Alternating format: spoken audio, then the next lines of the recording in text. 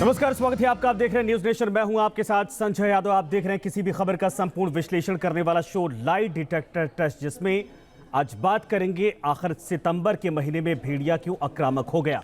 सितंबर का महीना अभी 3 दिन ही बीता है और भेड़िए ने 6 लोगों पर हमला कर दिया, अटैक किया, जिसमें से एक बच्ची की जान चली गई। सवाल यही है कि आखिर सितंबर के महीने में भेड़िए इतने उग्र क्यों हो गए? क्या अमावस्या की रात की वजह से भेड़ियों का व्यवहार बदल गया है? देखिए आप।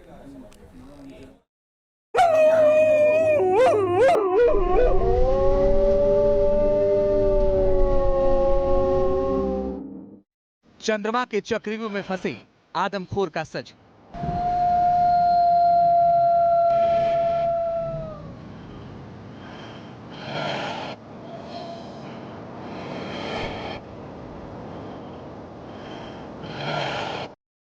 अमावस्या की काली रात तो बीत गई, लेकिन बहराइच के लोगों पर जो भेड़िए का काल मंडराया है वो खत्म होने का नाम नहीं ले रहा है। अमावस्या की रात के बाद से तो भेड़िया और भी खूंखार हो गया है। भेड़िए ने अटैक करने का पैटर्न ही बदल दिया है। अमावस्या की रात से भेड़िए के मुंह में इंसानी खून की लत कुछ ज्यादा ही लग गई है।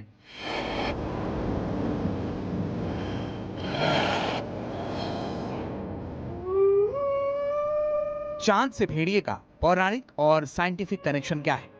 कैसे ये चांद की वजह से भेड़िए के अंदर बदलाव लाता है? किस तरह का बदलाव आता है वो आगे बताएंगे। लेकिन बहराइच में भेड़िए ने लगातार तीसरी रात को भी बहराइच में अटैक किया। बहराइच में सोमवार की रात को भेड़िए ने बहराइच के गिरधरपुरवा में एक 5 साल की बच्ची पर हमला किया। बच्ची को पूरी तरह से घायल किया। गनीमत ये रही कि बच्ची की जान बच गई। यह हमला भेड़िए ने रात को करीब 1 बजे किया था।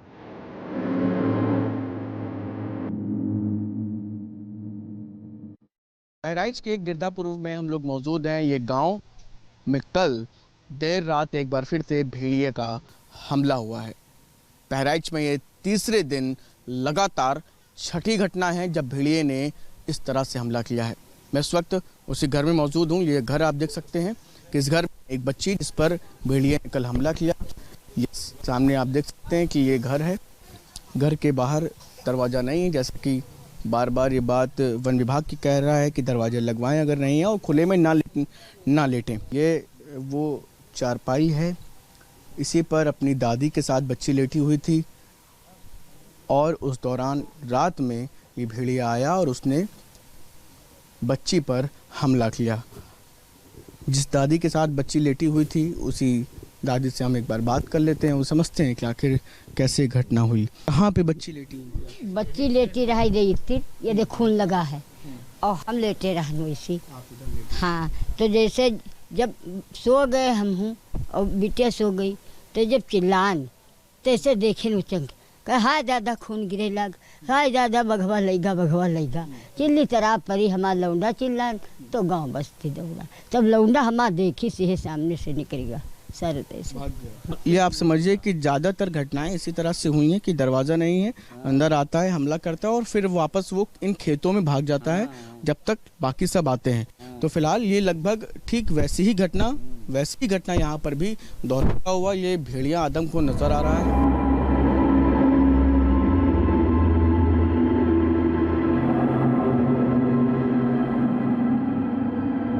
अपने बच्चे की जान बचाने के लिए लोग रात भर जागते हैं। गिरधरपुरवा में भेड़िए ने रात को 1 बजे अटैक कर दिया। शायद इसीलिए बच्ची की जान बच गई। लेकिन एक बात तो क्लियर है, अमावस की रात से ही भेड़िए आक्रामक हो गए हैं। उसे कुछ इस तरह से समझ सकते हैं। भेड़ियों को लेकर कहा जाता है कि जैसे जैसे अंधेरी रात आती है, यानी अमावस की रात आती है, उनका व्यवहार और ज्यादा खूंखार हो जाता है। और यही कारण है कि पिछले 3 दिन के अंदर भेड़ियों ने कई हमले किए हैं, जिनको बारी बारी से आपको बताते हैं और आप खुद समझ जाएंगे कि वाकई में जब भेड़िए आक्रामक होते हैं या फिर अमावस की रात आती है तो उनका नेचर कैसे बदलता है। पहला हमला होता है शनिवार को। ये होता है नकही गांव में, रात के 1 बजे भेड़िए अटैक करते हैं, हमला करते हैं। इसके बाद शनिवार को ही दूसरा हमला भी होता है दहरिया गांव में।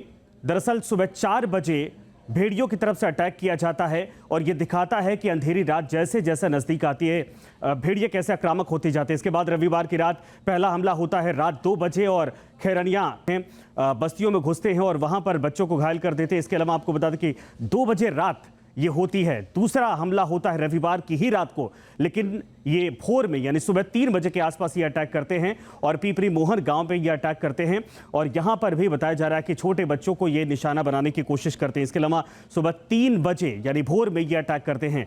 रविवार को तीसरा हमला होता है और ये दरअसल गरेठी गांव में होता है सुबह 4 बजे, यानी उस हमले के 1 घंटे के बाद एक और हमला भेड़ियों की तरफ से किया जाता है, शिकार किया जाता है। इसके अलावा सोमवार की बात की जाए, तीसरा दिन यहां पर ये गिरघर पुरवा गांव में ये हमला करते हैं। और इन सब के अलावा आपको बता दें कि यहां पर इस रात को एक हमला होता है, लेकिन 5 साल की बच्ची को ये शिकार बनाते हैं रात के 1 बजे के आसपास। और ये साफ तौर पर दिखाता है कि जैसे जैसे अमावस आती है यानी करीब आती है, अंधेरी रात करीब आती है, वैसे वैसे ये शिकार की तरफ बढ़ते हैं और आक्रामक हो जाते हैं। भेड़िए का लगातार इस तरह से हमला करना यह बता रहा है कि भेड़िए को अमावस की रात का इंतजार रहता है।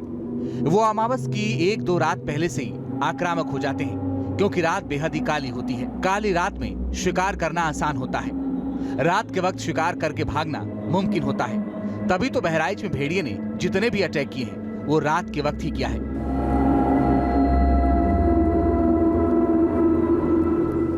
अमावस्या की रात भेड़िए ज्यादा आक्रामक हो जाते हैं और भेड़िए को लेकर हॉलीवुड और बॉलीवुड में कई फिल्में बन चुकी हैं। भेड़िए और अमावस की रात को लेकर कहा जाता है कि महीने की सबसे काली रात जो होती है वो अमावस की ही होती है। तो वहीं पूर्णिमा की रात में आसमान में ज्यादा उजाला होता है। रात में भी सब कुछ साफ साफ दिखाई देता है। इंसान की परछाई भी रात में दिखाई देती है। ऐसी मान्यता है कि आदमखोर भेड़िए अमावस की रात को खूंखार हो जाते हैं।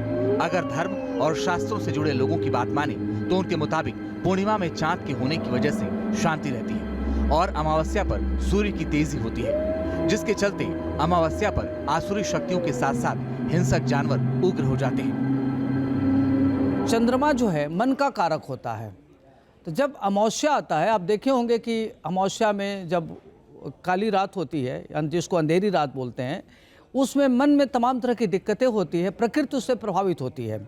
तो प्रकृति में जो जीव जंतु होते हैं वो भी बिना प्रभावित हुए नहीं रह सकते। जैसे चतुष्पद हो गया, जैसे भेड़िया हो गया, सियार हो गया, शेर हो गया, इस तरीके के जीव जंतु चंद्रमा की पोजीशन से लेके काफ़ी प्रभावित होते हैं। तो चंद्रमा की जैसे बढ़ता है या घटता है, उस हिसाब से उनकी मन स्थिति पर काफ़ी प्रभाव पड़ता है।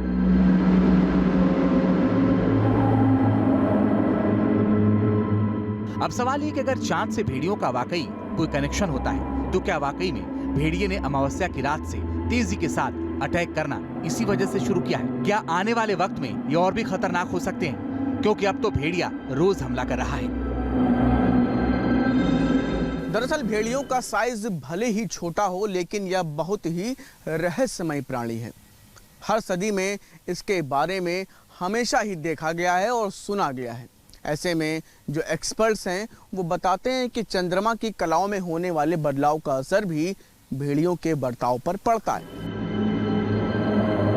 जानकारों की माने तो पूर्णिमा की रात को भेड़िया का चिल्लाना झुंड के बाकी सदस्यों के लिए एक मैसेज होता है, ताकि ये बताया जा सके कि रोशनी ज्यादा है, शिकार के लिए सही वक्त नहीं है। जबकि अमावस्या की काली रात में भेड़ियों का चिल्लाना इस बात का संकेत माना जा सकता है कि अंधेरे का फायदा उठाकर बड़ा शिकार किया जा सकता है।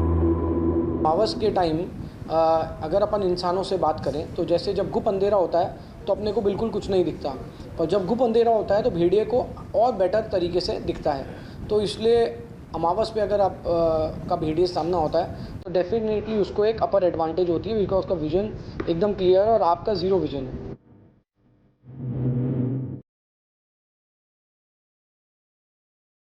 खैर, इन दोनों ही रातों पर भेड़िया क्यों चिल्लाता है, इसके पीछे का कोई भी प्रमाणिक आधार नहीं है। मगर दोनों ही थ्योरी में एक बात साफ है कि भेड़िए मुंह ऊपर करके इसलिए चिल्लाते हैं ताकि झुंड के बाकी सदस्यों के साथ अपना संवाद कायम कर सकें, और इसी तरह चिल्लाकर भेड़िए अपने झुंड के बिछड़ चुके सदस्यों को भी तलाशते हैं।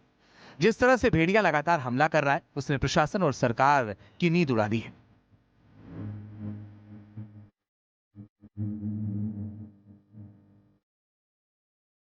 अभी तो दावा किया जा रहा है कि 2 ही भेड़िए इलाके में घूम रहे हैं। एक भेड़िए का वीडियो भी ड्रोन कैमरे पे कैद हुआ था। लेकिन सवाल यह है कि क्या जब पूर्णिमा आएगी तो कोई बड़ा खतरा मंडराएगा? अगर पूर्णिमा से भेड़िए के कनेक्शन के दावों की बात करें तो उस रात को चिल्लाएंगे, अपने ग्रुप को संदेश देकर इकट्ठा कर सकते हैं, जो बहराइच के लोगों के लिए बड़ा खतरा होगा।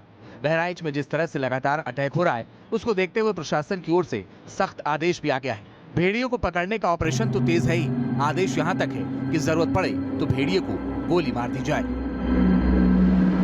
बहराइच को लेकर सरकार गंभीर है और वन विभाग खास तौर पर वहां लगातार टीमों को न सिर्फ भेज रहा है बल्कि टीमों के काम को तय कर रहा है। जहां पर एक टीम जो कि लोकेशन को देखेगी, दूसरी टीम ड्रोन को और तीसरी टीम वहां पर कैप्चर करने को, कैसे उसे जानवर को पकड़ा जाए, आदमखोर भेड़िए को, और जो चौथी टीम है उसे मैनेज करने के लिए कि कैसे लेकर आया जाए या ट्रैंकुलाइज किया जाए। इस तरीके से टीमों को बांट दिया गया है। और सबसे अहम बात यही है कि जिस तरीके से ये आदमखोर भेड़िया लगातार लोग की न सिर्फ हमला कर रहा है, उनकी जान ले रहा है, आखिरकार सरकार ने ये फैसला कर लिया है, वन विभाग को ये आदेश दे दिया है कि किसी भी तरीके से इन जानवरों को खत्म करना है। अगर पकड़ लिया जाए और पकड़ में आते हैं तो पकड़ना है, और नहीं तो अगर जरूरत पड़ती है तो इन्हें गोली भी मार दी जाए। अमावस की रात बीत चुकी है, पूर्णिमा की रात आने वाली है। 18 सितंबर को पूर्णिमा है, मतलब कि चांद साफ साफ दिखाई देगा। उस दिन रात काली नहीं बल्कि उजली होगी, सब कुछ साफ साफ दिखाई देगा। तो सबसे बड़ा सवाल यही है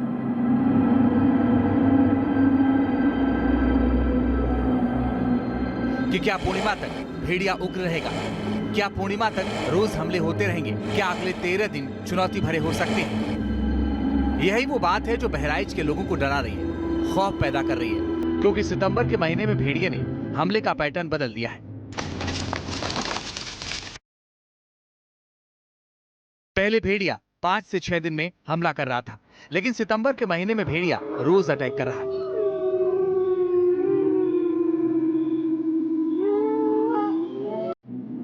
रोज रात को महिलाओं और बच्चों को टारगेट कर रहा है। भेड़िए का हमला रुक नहीं रहा है, भले ही प्रशासन ने 8 जिलों की टीम लगा रखी हो। बहराइच में भेड़िए का आतंक ऐसा कि बहराइच की वन विभाग की टीम तो लगी ही है, साथ में अम्बेडकर नगर, फैजाबाद, बाराबंकी, सुल्तानपुर, अमेठी, श्रावस्ती, गोंडा की वन विभाग की टीम को भी भेड़ियों को पकड़ने में लगाया गया है। लेकिन भेड़िया पकड़ में नहीं आ रहा।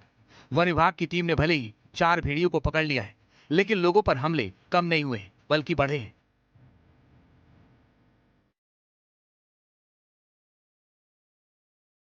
लिहाजा जानकार यही कयास लगा रहे हैं कि अल्फा भेड़िया जो अभी भी खुला घूम रहा है, वही बार बार अटैक कर रहा है, बच्चों को अपना निशाना बना रहा है।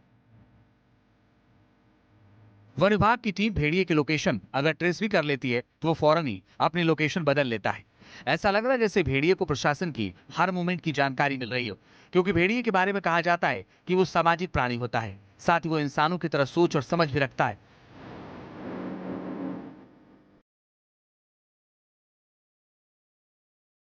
भेड़िए को पकड़ने के लिए आपको भेड़िए के हिसाब से सोचना पड़ेगा। ये गंध को फॉलो करते हैं बहुत दूर तक, और अगर आप ट्रैप केज लगा रहे हैं तो ट्रैप केज में अगर आप कोई लाइव बेटिंग कर रहे हैं तो एक आपको ट्रेल बनानी पड़ेगी। एक जगह आप ट्रैप केज रख देंगे तो उसमें ये भेड़िया नहीं फंसेगा। एक ट्रेल आपको जनरेट करनी पड़ेगी, उस जगह उसको पूरा लेके जाना पड़ेगा। जिस भी एरिया में आपको लग रहा है यहाँ से भेड़िया आया था या गया था, उस क्षेत्र में अगर आप एक ट्रेल गंध क्रिएट कर देंगे जिसमें आपने बेट रखा है, उसको अगर आप केज को घुमा सकते हैं उस एरिया में, तो बेसिकली भेड़िया निश्चित तौर पर उसको सूंघता अपने आप आएगा। भेड़िए पर चंद्रमा का असर ज्यादा बताया जाता है। एक्सपर्ट्स मानते हैं कि चांद के बदलते बदलाव का असर भेड़िए पर होता है, जिससे भेड़िए में काफी चेंजेस होते हैं। और अब 18 सितंबर की तारीख जैसे जैसे नजदीक आ रही है, उससे कई सवाल खड़े होने लगे हैं, क्योंकि 18 सितंबर को पूर्णिमा है, साथ में चंद्र ग्रहण भी है। जानकार बता रहे हैं कि इस दौरान भेड़िए में कई बदलाव हो सकते हैं।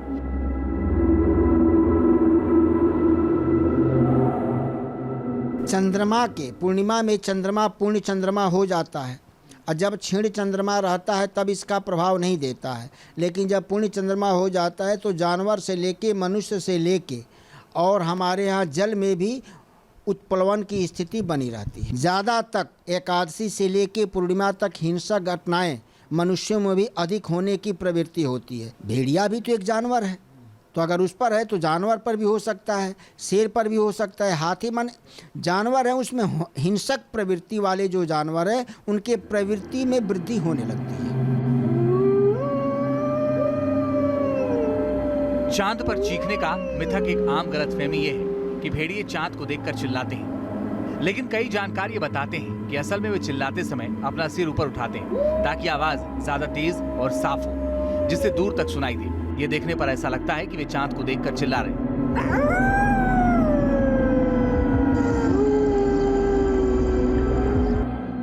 लेकिन ये सिर्फ उनकी आवाज को तेज करने का एक तरीका है। अब सवाल ये है कि जिस तरह से भेड़िए अटैक कर रहे हैं वो ऐसे ही 18 सितंबर तक चलेगी या फिर 18 सितंबर से पहले वन विभाग की टीम भेड़िए के आतंक का द एंड करेगी। Team news nation. News nation अब व्हाट्सएप पर खबरों के ताजा अपडेट के लिए न्यूज नेशन के इस QR कोड को स्कैन करें।